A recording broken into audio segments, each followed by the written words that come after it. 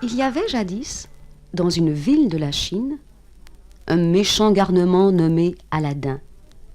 C'était le fils d'un tailleur plein de bonté et de courage, et d'une brave femme qui se désolait d'avoir un fils aussi turbulent.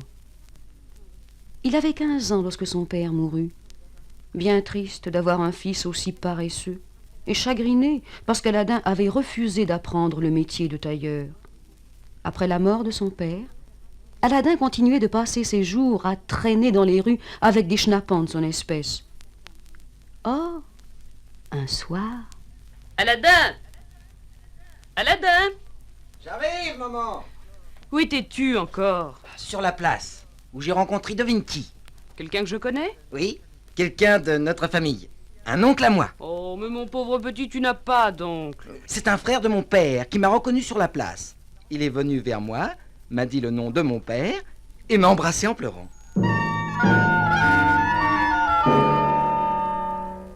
Mais cet homme n'était pas son oncle. C'était en réalité un magicien d'Afrique qui avait traversé le monde pour venir en Chine chercher un trésor connu de lui seul, mais auquel il ne pouvait avoir accès lui-même. Il avait donc choisi Aladin, qui lui semblait le naïf garçon dont il avait besoin pour parvenir à la caverne magique. Le lendemain, il le conduisit donc dans le quartier des marchands étrangers et de jardin en jardin, l'éloigna de la ville. Nous ne voyons plus de maison et nous sommes au pied d'une montagne. Oui, nous sommes arrivés. C'est maintenant que je vais te montrer des choses si prodigieuses que tu ne penseras plus à ta fatigue. Rassemble ces brindilles de bois mort.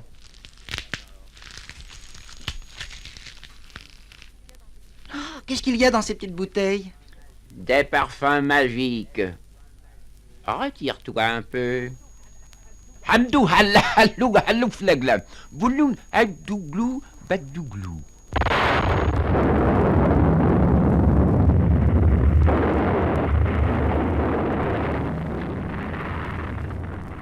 Tiens!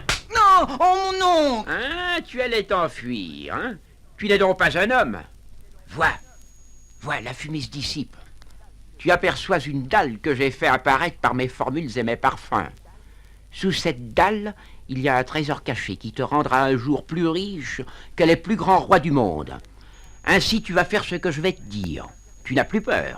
Oui, enfin, un peu. Tu vas soulever cette dalle. Je ne pourrai jamais. Tu vas tirer sur cet anneau. Et la dalle ne pèsera pas plus qu'une plume. Mais mon oncle, il faut m'aider. Tire sur l'anneau en disant tout bas le nom de ton père et de ton grand-père.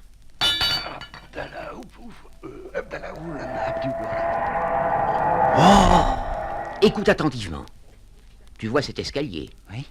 Il te conduira dans un grand caveau voûté divisé en 3 salles. Bon. Dans la première, tu trouveras 4 cuves de bronze emplies d'or liquide.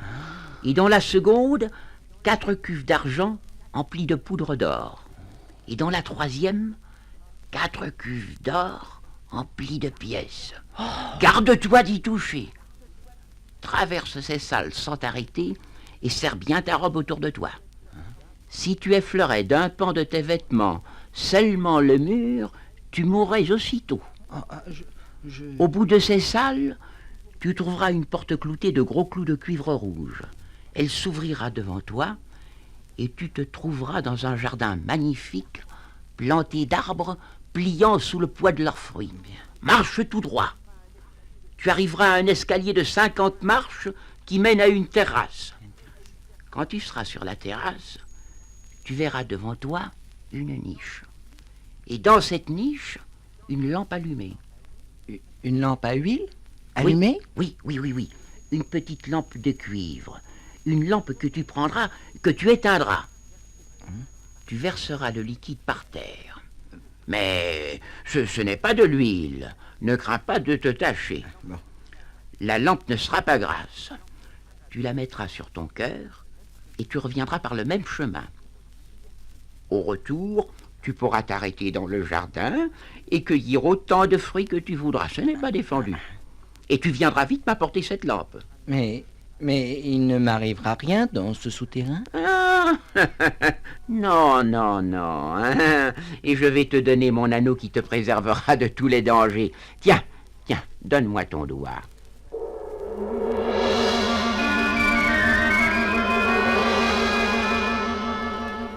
Aladin, tenant sa robe bien serrée contre lui, descendit dans le caveau, avança, une porte s'ouvrit, et il monta les 50 marches qui le conduisirent à la terrasse où il se dirigea vers la niche où brûlait la lampe. Il jeta la mèche, vit qu'en effet le liquide ne tâchait pas et que la lampe était aussitôt sèche.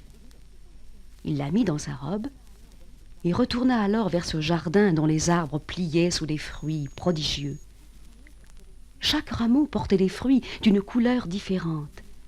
Et Aladin ne savait pas que les fruits blancs étaient des diamants, des perles et des pierres de lune, que les fruits rouges étaient des rubis et des cornalines, les verts des émeraudes, des jades et des aigues marines, les jaunes des topazes, les bleus des turquoises, les violets des améthystes. Aladin aurait mieux aimé quelques figues ou une grappe de raisin. Pourtant, il pensa que cela pourrait amuser ses amis. Et il se mit à cueillir les fruits de lumière en choisissant les couleurs les plus rares et en emplit ainsi ses poches, sa ceinture et bourra ses habits entre robe et chemise si bien qu'il ressemblait à un âne lourdement chargé. Et il repassa par les 3 salles, commença de gravir l'escalier. Alors, Aladin, tu as la lampe? Oui, oui, je l'ai. Donne donc vite. Mais elle a glissé là, dans ma ceinture. Tends-moi la main, mon oncle. Ouais, tu ne peux pas me donner cette lampe? Je ne la trouve plus avec toutes ces boules de verre que j'ai mises dans ma robe. Peux-tu me la donner immédiatement, fils de chien? Tu te sauves? Oh, chien! Fils de chien! Reviens! Reviens immédiatement ou tu seras maudit! Reviens! Ah! Tu l'auras voulu!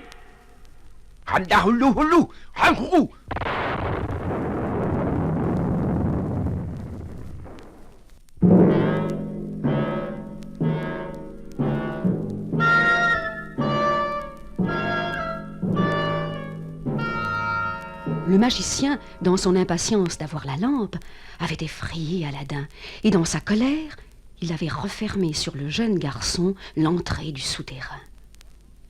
Maintenant, le magicien s'en retournait plein de dépit dans son lointain pays d'Afrique, avec la seule consolation de s'être vengé de l'infidèle garçon en le laissant mourir dans le caveau.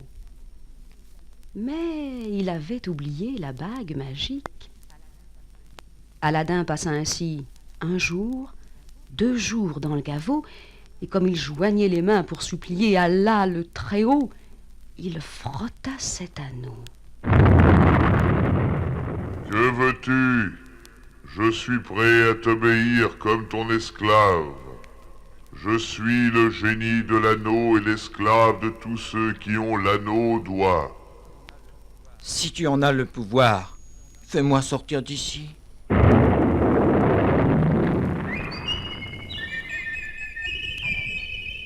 Aladin, épuisé par tant d'épreuves, trouva la force de retourner auprès de sa mère. Il lui raconta ce qui lui était arrivé et tomba dans un profond sommeil. Sa mère, qui vit près de lui une lampe de cuivre, se dit « Elle est bien sale, cette lampe. Je vais la frotter avec du sable. »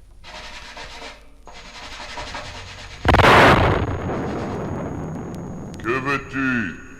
Je suis prêt à t'obéir comme ton esclave. Je suis le génie de la lampe et l'esclave de tous ceux qui ont la lampe à la main. La mère d'Aladin tomba évanouie de frayeur. Mais son fils, éveillé par l'apparition, prit la lampe et ordonna « J'ai faim, apporte-moi à manger. » Et le génie disposait 12 plats d'argent pleins de mets succulents, un grand plateau d'or avec 6 pains blancs comme neige, des bouteilles de vin vieux et 2 tasses d'argent ciselé. La pauvre femme, revenue de son évanouissement, était fort effrayée. Mais Aladin se réjouissait d'avoir un si puissant génie à son service. Mais un jour...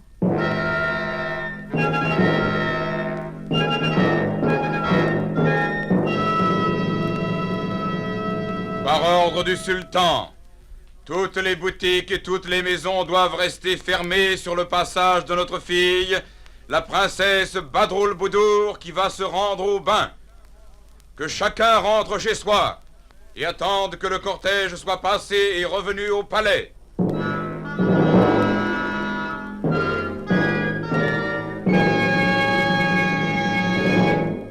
Aladin, qui se trouvait justement vers le bain, eut la curiosité de voir ce qui était si soigneusement défendu. Il se dissimula dans un recoin du bain et attendit. Il vit qu'on répandait dans les bassins les parfums les plus délicats et qu'on versait dans la grande pièce d'eau des vases d'essence de rose. Soudain, la princesse apparut au milieu de ses suivantes. Et lorsqu'elle fit glisser ses voiles, Aladin pensa défaillir devant une beauté si lumineuse et si parfaite. Et il devint sur le champ éperdument amoureux de la princesse Badroul Boudour. Lorsqu'il revint chez lui, il annonça à sa mère qu'il avait vu la princesse. Ma mère, il faut que tu ailles demander pour moi au sultan la main de sa fille. Tu es fou, Aladin. Comment un prince aussi puissant pourrait-il donner sa fille en mariage au fils de pauvres gens? Non, ma mère, je n'ai pas perdu l'esprit. Nous allons disposer dans le plus grand plat de porcelaine les plus gros fruits des plus jolies couleurs.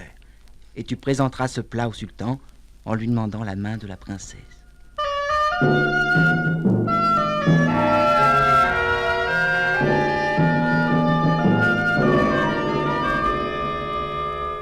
Eh bien, femme, qu'as-tu de si extraordinaire à me demander? Je viens, mais je n'oserai jamais.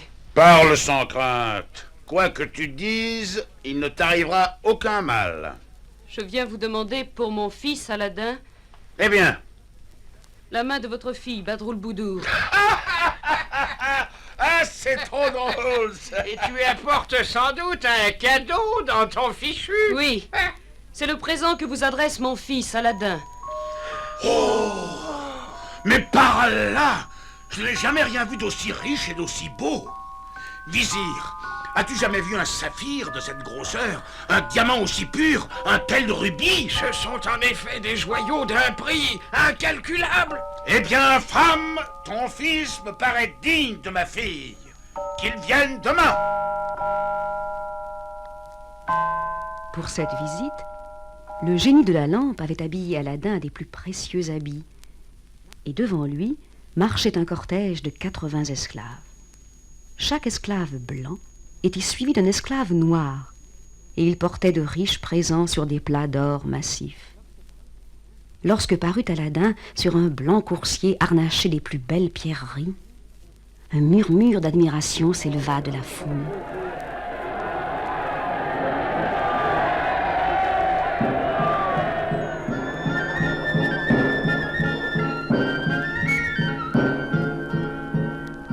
Vingt jours plus tard, fut célébré le mariage d'Aladin et de la princesse.